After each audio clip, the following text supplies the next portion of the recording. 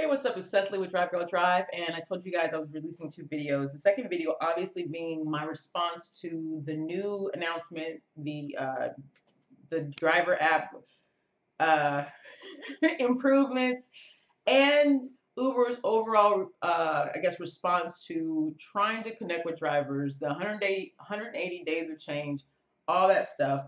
My initial reaction, first and foremost, is this, and I'm gonna bring you guys over here so you can see it. I need to see. So if you look closely, it says comments are disabled for this video. Let me set you right back up because I'm not going to edit this video. It's just going to go right up. So initially, my thoughts are, why are comments not enabled? And I think it's because we all kind of feel like, okay, y'all are doing a song and dance. You didn't address the issue, the main issue that many drivers have. So bells, whistles, distractions aside, if we are partners, partners can feel free and comfortable to talk about money, right? In any relationship, business relationship, discussing money is really the most important thing. If we're making money together and this is a business, then money should be what should have been addressed. It should have been addressed. So I'm disappointed to hear and to see that they kind of meandered around in a very savvy way around the issue of what drivers really want most. They really want an increase in pay. It's simple and it's fair. And I hear Dara saying, that drivers haven't been a part of the conversation, and he's trying to make that connection. But the connection really starts with what's driving us all, what brings us all here. It's not cars, it's not sharing rides, it's money. You guys want it, you guys got it, and we want more of it. That's very simple. So I just feel like they're really insulting the intelligence of drivers, and it's really hurtful. It's hurtful to not address that and say, we're working on this. We know you guys want to talk about this, but in the meantime, here are some tools that'll help you do your job. That's fair. That gives me something. That gives me something. So that's my main disappointment with the video. Overall, I think it was very convoluted. I'm not sure if those people in the audience were drivers. It kind of felt that way. And my thing, I thought it was kind of long-winded. I've worked in the tech space for a long time, and those types of presentations and that kind of jargon and that kind of flow was really intended for people who are used to that. Used to tech people. I really didn't think that it was very concise. I thought it felt really contrived to me. And I know it sounds like I'm negative, but I'm gonna get to the good parts. Don't worry about that. I'm not bashing the presentation. But if it's about people and if it's about partners, then talk to me. Let make it more familial, make it more familiar, make it more, laid, like make it more approachable. You know what I mean? I just felt like they were pitching media folk or other Uber employees. It just didn't feel like I was being talked to a lot of the time. So as far as the improvements goes, and I made a list, guys. As far as the improvements go, I think they all look great. I think that Uber has the money, the technology, the intelligence behind them to really make this app a great experience. I think that everything looks good. Personally, I made a note of driving here in LA. When we go up into the hills, you lose signal, and you literally like, okay, so how do I find this person, or how do I start the job? I have been in my head so many times where I went up, to Mulholland to pick someone up and thought, okay, I need to remember the time I picked them up and all of this so that, I get paid for this. And that's a very stressful thing when you're working toward a monetary goal anyway. You completely have to stop everything, get out of your groove and do that. So I do like that they have that offline feature. And I think it's something they should have implemented a long time ago. The other thing that I like as well is that the maps are much more cleaner. I like that the feature where you can tap on things and it expands and then you can see what's in the area. I also like the distance too. When you're picking someone up, the distance being displayed, so it kind of gives you a feel of how far you have to go. There's another thing I noticed when you're actually arrived to that person, picking that person up, that address flashes there again.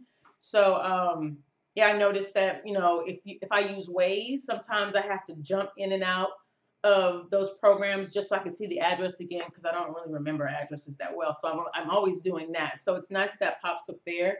What else did I like about it? The compliments and all that stuff. I thought that was cool. I mean, I think at first you really are looking for those things to see if they're, just to get good feedback. But that's rarely a place that I go, and they usually, well, in the old app they popped up, so it's like, oh, okay, I'm amazing again, thank you. So that really didn't. I didn't really care about that too much. What was the other thing? I think I'm not sure if I mentioned this, but navigating the surge, having a little button there saying, okay, there's something happening in this part of town, them actually having a button that will take you there. I thought that that was excellent. So as far as like the app developments go, yeah, and I expect them to be amazing. I mean, year after year after year, why not? That's what y'all do. But when I watch they show in the middle of the presentation like a little video of all the drivers that were involved in the experience. And I just really felt like they were really pushing that down our throats. Like, we were talking to drivers, we got connected to drivers, we care about drivers. It's like, okay, guys, like, it feels so commercial, it feels so contrived, it feels so fake to me. Like, where's the heart and soul of all this? I don't know. But there was a woman at the end that says in the end of the video, and it's a voiceover, and she says, 180 days of change is real. And I'm just like, is it really that real? Like, how long have you been driving? Like, I want to talk to her. Like, is it really real? Because it really wasn't 180 days. It really wasn't. Like, did they make you say that? So that was kind of random. What else? What else? They had it here in LA. So again, being the narcissist that I am, and that's a joke. That's a joke. I'm not a narcissist. I'm not. But I still am entitled. And I was like, I want to go. I want to sit in the audience. I want to soak up some of this uberness, see what goes on behind the scenes. I would have loved to have gone. I would love to go. I would love to go to any of the things they have here, and they have tons of stuff here. Because I got my friends with their ears to the street, so I'm like, I would love to have an invite.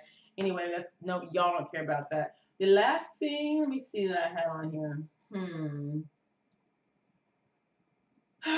The last thing I want to address about the video, length too long. I thought the conversation was contrived. I didn't feel like we were being talked to, we were being talked at and kind of told what to think.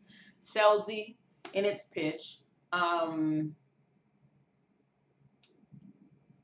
think even like the marketing, like the little mini commercials within were kind of corny, but it is what it is.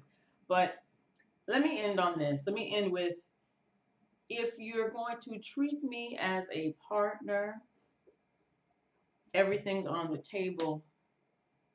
Don't insult my intelligence. Don't pretend like we're here to be in a partnership. Don't pretend like I'm not here to make money. Don't dance around the issues about the money. Giving me tools to make more money for who? For you? For you. That's how I feel about it. It's not cool. I don't think it's cool. But they're listening. They're listening. They're listening. They're listening. They have no choice. They have no choice. You have no choice. You depend on the drivers. You depend on the drivers. They're the ones who make the money for you. They're the ones. They are the driving force, pun intended, behind Uber. So you can't ignore them any longer. It all goes back to comments being disabled on the video, which means an overwhelming response of people who aren't happy about what was shared. Maybe these tactics work well with software. Maybe these tactics work well with electronics. But you are using human beings that are using their own vehicles. You cannot treat this like a marketing campaign.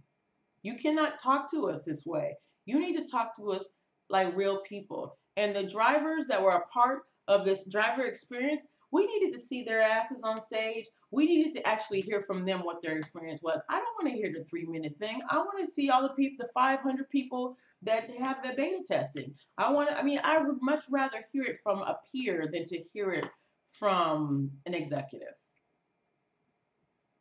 I know what the executives have to say. Somebody wrote it for them. I want to hear from the people that are directly touching on these things, experience these things. I want to hear from the people because at the end of the day, I trust my fellow Uber driver more than I trust Uber. This was not supposed to be a negative video, but I share a lot of positive video too. Let me know what your comments are. I'm going to link the announcement in my description. We've got podcast situation coming up tomorrow, Wednesday. I will find out the time, but we'll probably be discussing this as well. So look out for Kevin the Entrepreneur's announcements for the live. For the live. And Uber Hints and Mr. Mike. Mr. Mike. Magic Mike. Whoa, okay. That was funny. That was just a joke. All right, guys. Talk to you later. Oh, if you like the video, give me a thumbs up. If you don't know who I am, my name is Cecily J, and this is Drive Go Drive. And I talk about entrepreneurship, rideshare, and gig economy. Yeah. I talk about that stuff. Peace out.